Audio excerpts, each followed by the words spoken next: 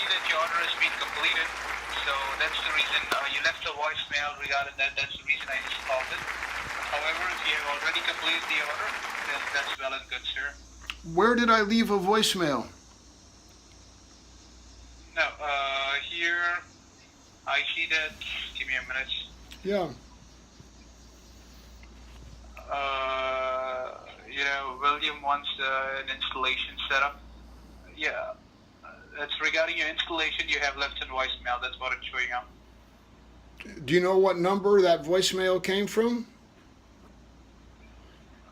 No, sir, I don't have that number with me. Okay. Might be from the same number. Yeah, I'm trying to remember. There was a survey that called as a follow-up, and I tried to call them back. Then I did leave 2 voice messages in the survey, and then before that, I'm trying to think of. Yeah, maybe I did leave a voicemail, I think. Yeah, at some point. I had to make a half a dozen calls. It was a mess trying to do it. Right, sir, but it shows that your order has been already completed. So I believe you have scheduled an installation date and time. Yeah, supposedly I'm going to get the equipment mailed to me to hook it up myself. And given how unreliable the Comcast records and system is, it makes sense for you to call, even though it shows in your records that my account has been successfully set up. I'm really sorry about all the time that it takes to do this. I know Comcast loves people and wants to make sure people have jobs, but automating your system so that people who want to can sign up for the account without having to talk to anybody would accomplish a couple of goals. More customers, more high-end customers, less fraud and abuse, and more efficiency for the economy in general. So I don't know if you're in a position to do anything about that, but I'd be happy to work with you. I love Comcast. I worship with one of the directors of the corporation, I think it is. So I want you to be successful. But as things stand, yeah, thanks for editing me. Yeah, you're welcome. All right then, sir. And one other thing we can do for you is, since we value you as our customer, we would like to offer you a service that can save you thousands of dollars on your current bills. That is, our partner, Bill Shark, negotiates with your provider on behalf of you to lower your current bills. So they can go ahead and negotiate any bills that you have, your cell phone, your wireless, your utilities, electricity bills. They can negotiate for you and get you a best deal on it. So sign up is free and simple. So would you like to have a call back regarding this? Expert can explain this more to you. What's the name of the outfit? They're called Exploit? It's Bill Shark. Bull Shark? Yeah, Bill, Bill Shark. Oh, Bill Shark, Loan Sharks, Sharks. Yeah. Yes, sir. Jaws, E.T., houses blowing up in Maryland from the gas. Did you see about that one? Yeah, for your electricity, for your gas, your utilities, for your cable internet service, for your cell phone service, they will negotiate and get a best deal. As far as there's no upfront charges or anything that you will have to make them, make to use this service. They will just take your bills, they'll negotiate, and they will let you know if they can save some money. And if they are successful in saving you some money, they will split your savings up. Yeah. To get a call back for you. Oh, absolutely not. No, thank you. No, this sounds like something the CIA should do in countries where they want to learn all about people. And that's not like that, sir. It's just, a new service started by Bill Shark to get yourself negotiated. But again, it's up to you to decide, sir.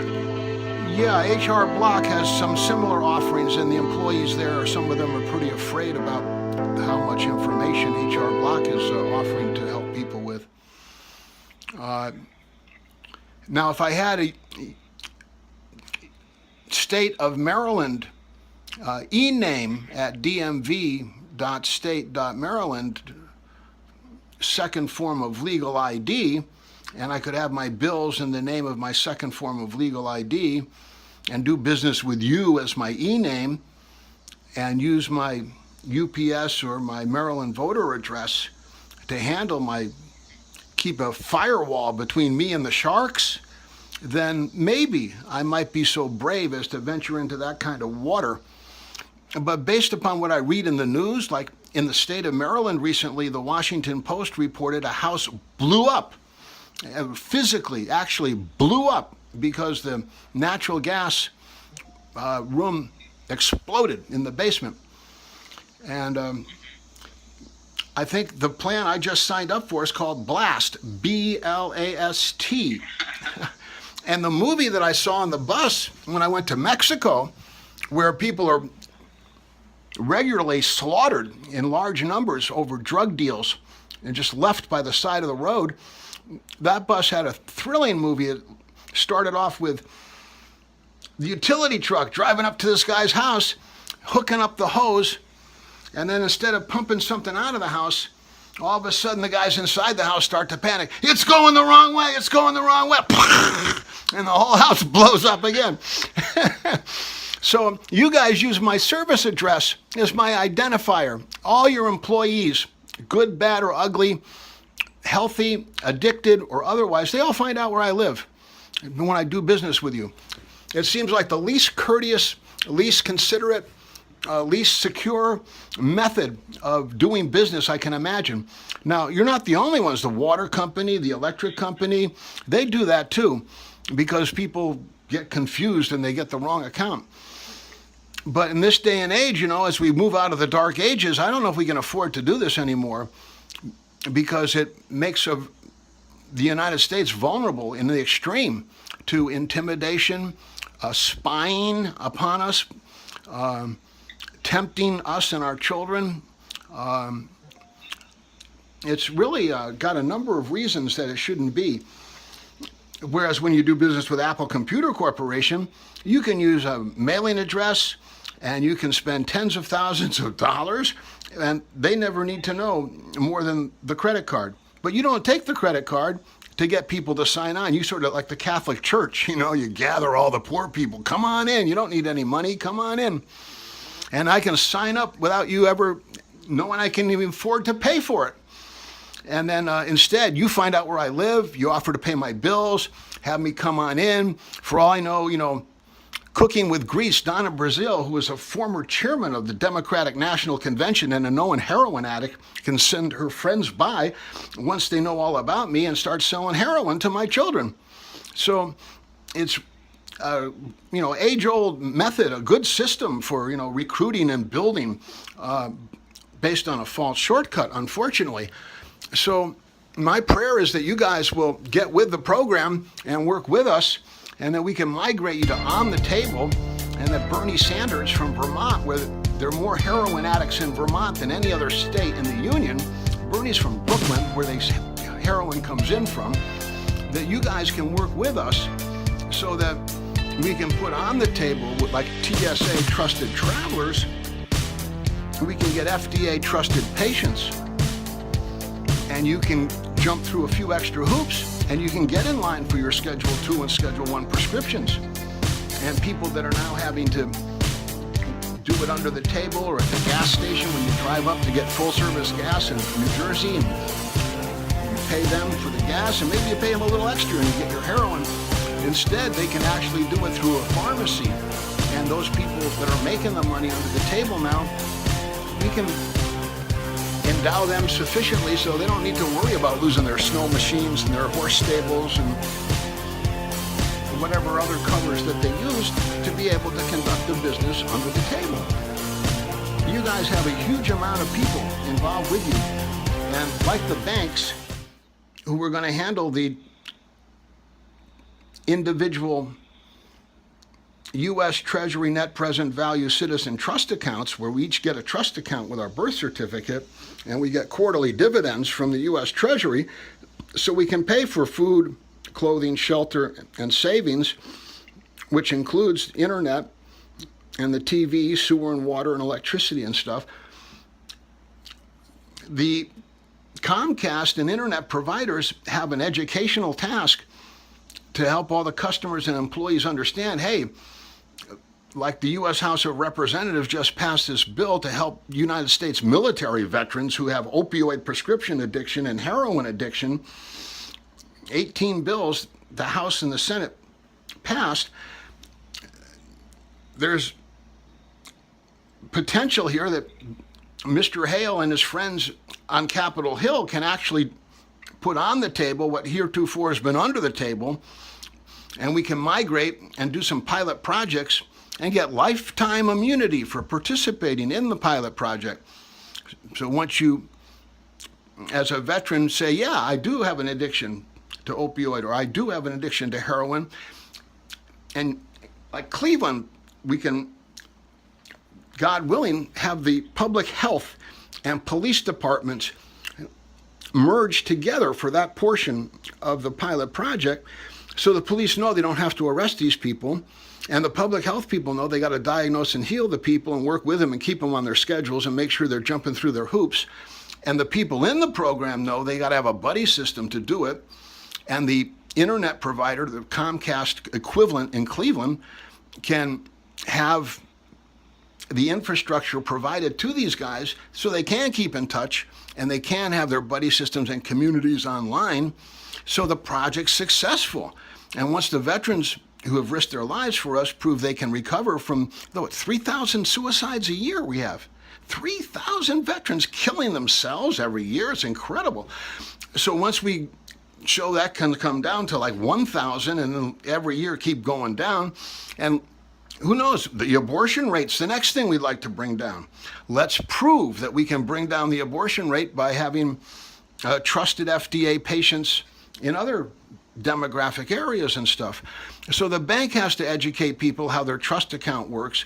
You guys hopefully will help us educate people on how their pilot project immunity and community can work. And then instead of all these false shortcuts that are to the advantage of organized crime and under-the-table economies and people who want to be able to intimidate other people and who want to build large organizations by saying, come on in, you don't have to be able to prove you can pay. In fact, tell us all your bills and we'll make sure they get paid. And we'll have another member on our team and we'll know all about who you've been able to establish economic relationships with so that we can then pressure and intimidate them and thereby become more and more powerful and have our people control the country, so that the U.S. Senate Majority Leader turns out to be from, of all states in the world, Nevada. Harry Reid, U.S. Senator from Nevada, former Nevada State Police officer and U.S. Capitol Police officer, among other things. But nonetheless, a representative of organized crime, casino gambling, and legal prostitution as the majority leader for the U.S. Senate. But instead of having to hold on to the old ways of doing it under the table, the U.S. DMV of love becomes more possible, where these pilot projects that the U.S. House is making possible, we've got to apply for the block grants to do it still, but nonetheless, they've passed the overarching legislation, and that will tell the world and ourselves whether or not we have the American spirit to migrate from under the table to on the table. And the people who heretofore have had to rely on the false shortcuts of knowing service addresses and abandoning them,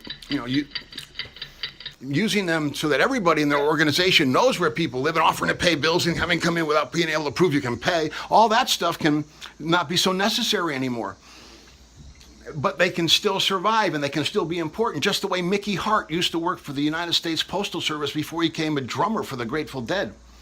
Jerry found him when Jerry was selling pipes on the steps of the U.S. Post Office. And Mickey was running the mail truck and delivering mail. And he became like a major leader of the Grateful Dead, a really famous U.S. rock and roll cultural phenomenon. So we want you guys to succeed. Surely, look into that, and Mr. William. So, coming down to the point of believe your installation is scheduled and your equipment will be shipped to you as soon as possible. So once you receive it, you can hook it up and you can start using your service. All right, sir? Yes, sir. Thank you. Nice talking to you, William. Thank you. You too. Yeah. I'll try to be ready now. Thanks again. Goodbye.